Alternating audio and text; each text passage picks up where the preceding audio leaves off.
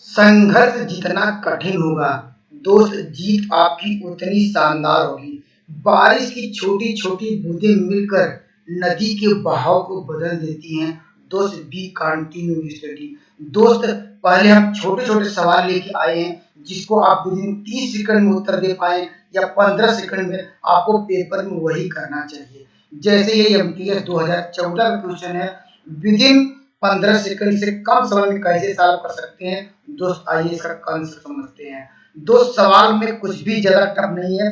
जब भी x Y Z का रेशियो पूछे तो हम क्या क्वेश्चन मार्क को हटा के इक्वल टू का साइन दे देते हैं और सवाल का उत्तर कैसे लिखेंगे।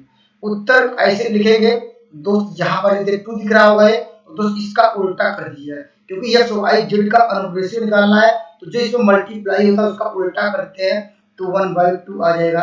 अगला क्या हो जाएगा दोस्त, आप लोग कहेंगे सर ये हो जाएगा, ये यहाँ पर देखिए आपको दिख रहा होगा 3, दोस्त इसका रेशियो क्या हो जाएगा 1/3। उल्टा करते चले जा रहे हैं और दोस्त इसके बाद आपको दिख रहा होगा 4, तो 1/, क्या हो जाएगा यहाँ पर 4। दोस्त निश्चित रूप से समझ आ गया होगा। अब उत्तर तो आ गया, अगर इसका एलसीएम ले लीजिए। देखिए एलसीएम लेने का मतलब क्या है, 2 3 और क्या है 4, इसको आपको इक्वल करना है, बराबर करना है। बराबर दोस्त कैसे आएगा, इसीलिए हम लोग कहते हैं लीस्ट कॉमन मल्टीपल। लस लेना पड़ेगा, लस जानते हैं 2 3 4 का 12 होगा, इसे मल्टीप्लाई करेंगे। यहाँ पर 3 का तो ऊपर भी करना पड़ेगा, 3 का कर लिए। और दोस्त यहाँ भी करना पड़ेगा 4 का, तो ऊपर भी करना पड़ेगा 4 का।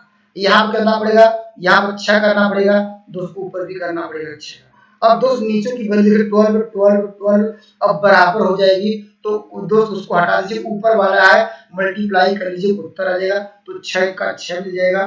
इसके बाद क्या करेंगे, 4 का 4 हो जाएगा और दोस्त इसके पास क्या हो जाएगा यहाँ पर 3, क्या हो जाएगा 1 जा 3। तो कौन सा आंसर मैच किया, ऑप्शन नंबर आपको मिल जाएगा, ऑप्शन नंबर आपको बी। निश्चित रूप से कॉन्सेप्ट क्लियर हो गया होगा। इस तरह के सवालों में क्या करना है, एक्स वाई जेड लेना है और जिस वैल्यू को पलट देना है। जैसे 2 था क्या करेंगे 1/2, 3 था 1/3, 4 था 1/4, एलसीएम लीजिए, सवाल का उत्तर आ जाए। दोस्त आइए बेहतरीन सवाल और लेते हैं। वो तो सवाल निश्चित रूप से आपके पेपर में देखने को हूबहू मिल सकता है, या दोस्त अंक चिन्ह करके जरूर मिलेगा। आइए दोस्तों उस सवाल को हम देख लेते हैं, काफी इंपॉर्टेंट सवाल है, उसकी आइए हम एनालिसिस करते हैं कितना इंपॉर्टेंट सवाल है। देखिए दोस्त ये सवाल काफी इंपॉर्टेंट है। क्यों, देखिए इंपॉर्टेंट दोस्त इसलिए है, यह हमेशा पूछा जाता है, कहता है कि चौथा समानुपात क्या हुआ है, 3 संख्याएं दी गई है, अर्थात 4th प्रोपोर्शन। जब भी चौथा समानुपाती पूछा जाएगा आपको हमेशा 3 संख्याएं देखने को मिलेगी। तो दोस्त 3 संख्याएं मान लेते हैं कि हमारे पास क्या है, ए और बी है और यहाँ पर सी है। इसका क्या निकालना है, 3 संख्याओं का आपको निकालना है चौथा समानुपाती या कहेंगे 4th समानुपाती, वो 4th प्रोपोर्शनल। तो दोस्त क्या करना होगा, कितना आसान है, आप लोग करिएगा, अंतिम 2 संख्याओं का आपस में मल्टीप्लाई करिएगा। बात के ध्यान से सुनिएगा, अंतिम 2 संख्याओं को देखिए हमने मल्टीप्लाई किया, गुणा किया और दोस्त पहली संख्या से क्या कर देंगे, आप डिवाइड कर देंगे, सवाल का उत्तर आ जाएगा। तो दोस्त हम 3 संख्याएं देखिए हमारे पास दिख रही हैं, यहाँ पर 12 16 और 18। तो उत्तर कैसे लिखेंगे, हमने कहा दोस्त इसको अंतिम 2 संख्याएं कौन सी हो जाएंगी, यही हो जाएगी, ये हो जाएगी। तो क्या लिखेंगे 16 × 18। अब किससे डिवाइड करना है दोस्त, हमने कहा कि पहली संख्या तो 12 है, इसको सॉल्व कर लीजिए, 6 से कटाइए, 6 3 18, 6 2 12, इससे कटाएंगे 8 आएगा, मल्टीप्लाई करेंगे दोस्त क्या हो जाएगा, ये हो जाएगा 24, ऑप्शन नंबर आपको मिल जाएगा डी। तो निश्चित रूप से कॉन्सेप्ट क्लियर हो गया होगा। ये सवाल दोस्त, ये सवाल आता है, या दोस्त एक सवाल ऐसी भी आता है जो यहाँ पर देखिए बात चौथा के स्थान पे यहाँ पर तृतीय समानुपाती अर्थात 3rd प्रोपोर्शन पूछा जाता है। तो दोस्त उसके लिए फार्मूला यहाँ पर नोट डाउन कर लीजिए, उसके लिए भी 3 संख्या इसे यहाँ पर दी गई है, तो इसके लिए भी 3 संख्या आपको दी रहेंगी। बस आपको क्या करना होता है दोस्त, बीच वाली संख्या का स्क्वायर कर देना है। तो बी स्क्वायर अपान क्या हो जाएगा, यहाँ पर ए सी हो जाएगा, इसको भी नोट डाउन करेंगे। जब भी पूछे 3rd प्रोपोर्शन, क्या पूछे दोस्त, यहाँ लिख दीजिएगा 3rd, यहाँ पर पूछेगा 3rd, तृतीय समानुपाती पूछे बी स्क्वायर अपान ए सी लिखिएगा। तो दोस्त कॉन्सेप्ट क्लियर हो गया होगा। इन दोनों में एक सवाल निश्चित रूप से आपको देखने को मिलेगा, इस बात को नोट डाउन कर लीजिएगा। आइए बेहतरीन सवाल को लेते हैं।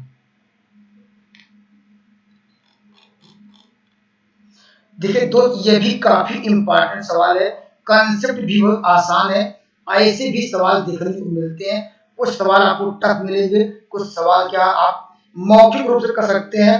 जैसे इसको करना है, अगर मुझे करना होता है इसको दोनों को जोड़ते हैं, अब 20 और कितना 30 50, 50 में से 6 घटाते तो दोस्त कितना मिल जाता, 44 मिल जाता, ऑप्शन नंबर बी। लेकिन दोस्त कंसेप्ट जब कैसे कर पाएंगे, जब आपका कंसेप्ट बेस मजबूत रहेगा।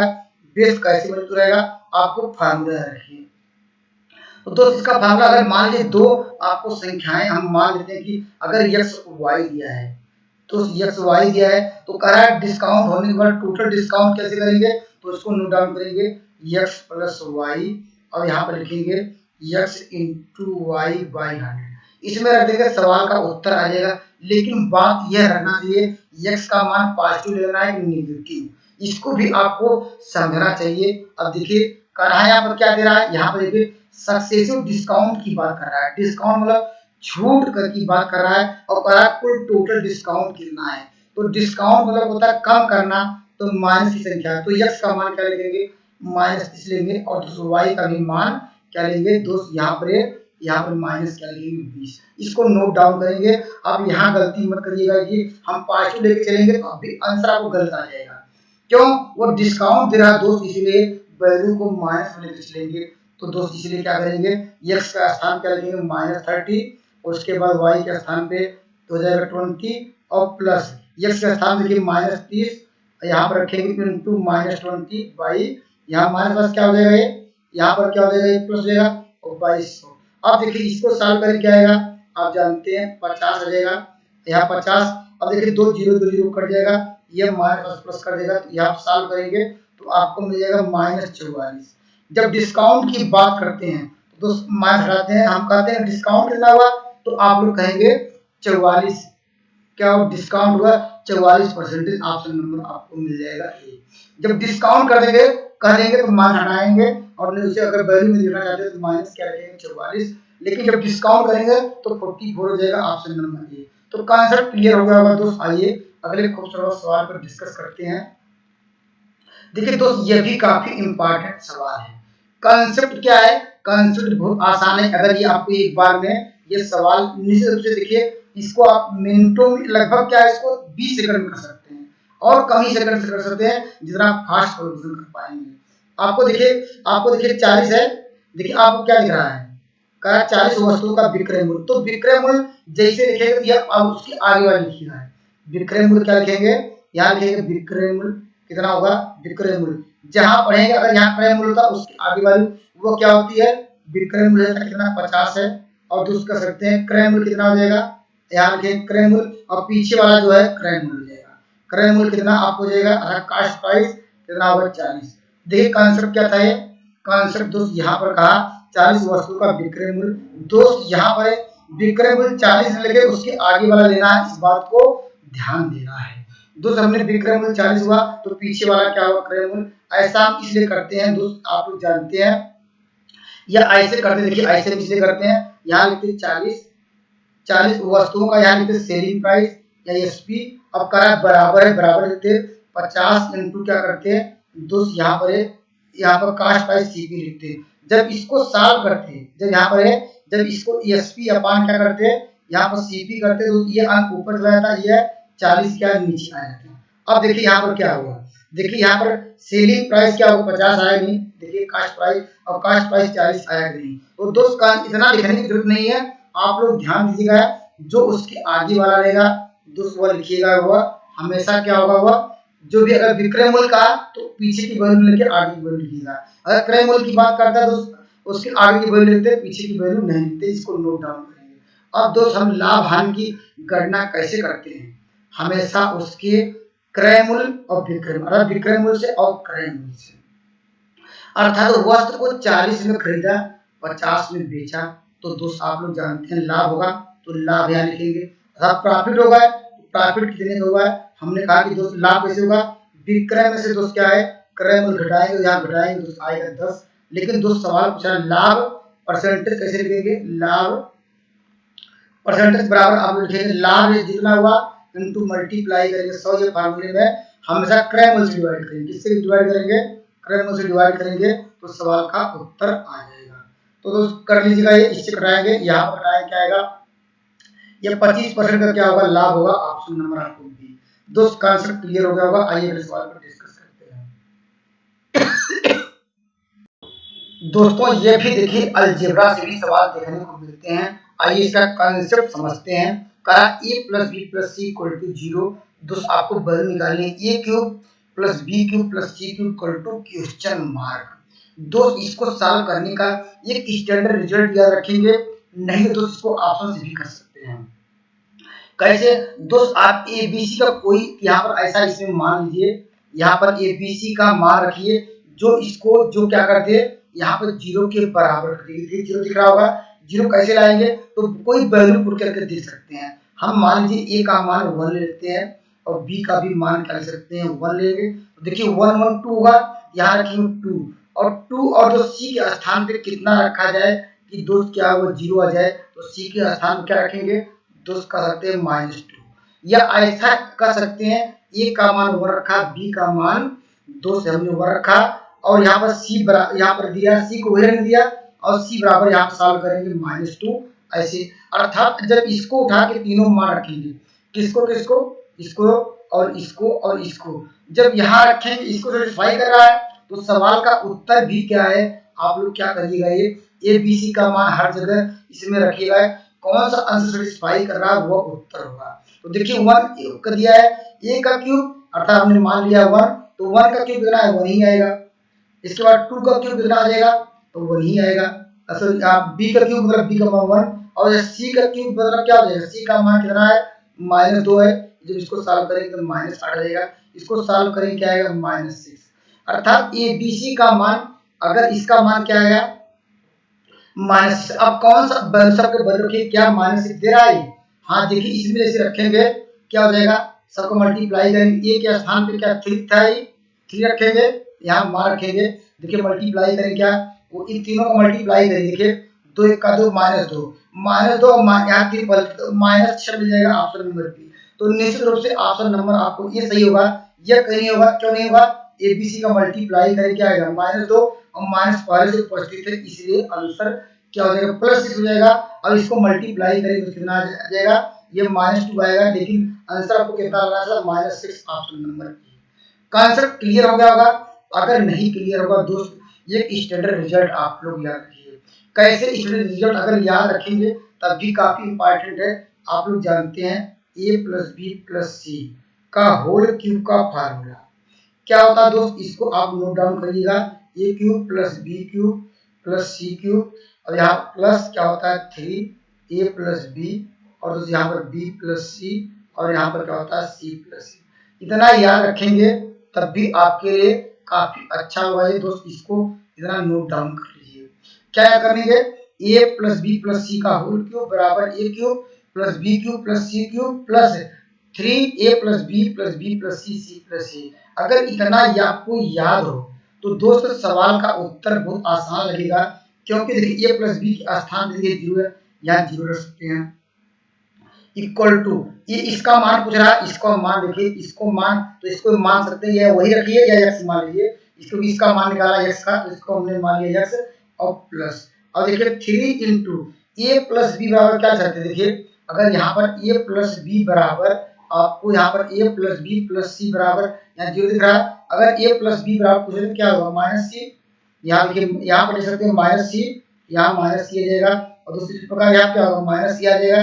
फिर इसे अलग निकालेंगे, b + c बराबर क्या निकालेंगे, तो -c और यहाँ क्या हो जाएगा -b। अब सबका मल्टीप्लाई करें क्या आएगा, आपको देखने में दिख रहा होगा, देखिए माइनस प्लस कर देगा और यहाँ पर हो जाएगा ये देखिए माइनस प्लस फिर माइनस, तो दोस्तों यहाँ आपको मिल जाएगा माइनस, तो आपको मिल जाएगा माइनस, यहाँ करेंगे यहाँ a b c कर लेंगे, तो x बराबर उस साइड जाएगा तो क्या हो जाएगा x बराबर 3abc, ऐसे भी कर सकते हैं। हमने x बराबर क्या माना था, जो प्रश्न दिया था यही माना था, तो सवाल का उत्तर आ गया।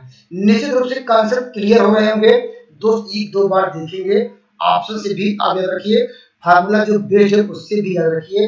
निश्चित रूप से ऐसे सवाल देखने को मिलते हैं, तो इस तरह का सवाल आप लोग क्या है एबीसी कोई वैल्यू पुट करके रखिए। जो इक्वेशन दिया है, जो समीकरण आपको फर्स्ट दिया उसको सेटिस्फाई करे, वो वैल्यू सब में उठा के रखिए, जो उसकी वैल्यू आई और वहां आंसर में रखिए सब में, जो वैल्यू -6 आई वही सवाल का उत्तर आया। दोस्त आइए अगले सवाल पे डिस्कस करते हैं। देखिए दोस्त, ये भी काफी इंपॉर्टेंट सवाल है, कंसेप्ट बहुत आसान है। दोस्त कंसेप्ट क्या करेंगे, कंसेप्ट दोस्त ये है, आपको निकालना है चक्रवृद्धि ब्याज। दोस्त ये जब भी टोटल क्या पूछे, कंपाउंड इंटरेस्ट पर चक्रवृद्धि ब्याज पूछे, तो दोस्त यहाँ पर क्या कर दीजिएगा, बस ये याद रखिए 2a प्लस बी याद रखिए। अब 2a प्लस बी कोई कांस्टेंट है, इसमें a का मान कैसे निकालेंगे, a का मान ऐसे निकालेंगे दोस्त, जो वैल्यू दी गई है, मूलधन दिया है, मूलधन का कितना निकाल दीजिएगा दोस्त, उसका निकाल दीजिएगा 10%। 10% मतलब 10 बटे परसेंटेज उठाने के लिए 2200 कर दीजिएगा। यहाँ सॉल्व करेंगे कितना आएगा, आपको मिला यहाँ पर 300, कोई दिक्कत नहीं हुआ। और दोस्त बी का मान कैसे निकालेंगे, जो आपको वैल्यू मिली 300 का, फिर क्या निकाल दीजिएगा, यही 10% निकाल दीजिएगा, तो 10 बाई क्या कर देंगे 100 कर देंगे, तो इसको सॉल्व करेंगे क्या आएगा 30 आएगा। अब यहाँ पर वैल्यू रख दीजिए, सवाल का उत्तर आएगा क्या आ जाएगा, देखिए मल्टीप्लाई ए का मान कितना आया आपको दिख रहा होगा 300, इसका दुगना क्या होगा 600 आ जाएगा। 600 में कितना जोड़ना है दोस्त, यहाँ बी का मान आया 30, इसको जोड़ेंगे क्या आएगा 600 आपको मिल जाएगा 30, ऑप्शन नंबर आपको मिल जाएगा, ऑप्शन नंबर सी। निश्चित रूप से कॉन्सेप्ट क्लियर हो गए होंगे। सवालों में क्या करना था, जब 2 सालों का दोस्त क्या करेंगे, 2 सालों का जब चक्रवृद्धि ब्याज पूछे तो दोस्त क्या रखेंगे 2a प्लस क्या लिखेंगे b। ए का मान हमने कहा कि जो मूलधन है उसका निकाल 10%, अर्थात जो 10 से मल्टीप्लाई कर दिया, ऐसा कर सकते हैं मूलधन 10 से मल्टीप्लाई कर दिया है, तो इस बात को नोट डाउन करेंगे। फिर बी की वैल्यू जो आई, फिर जो आया उसमें भी हमने 10 से मल्टीप्लाई कर दिया, सॉल्व कर लिया, सवाल का उत्तर आ गया।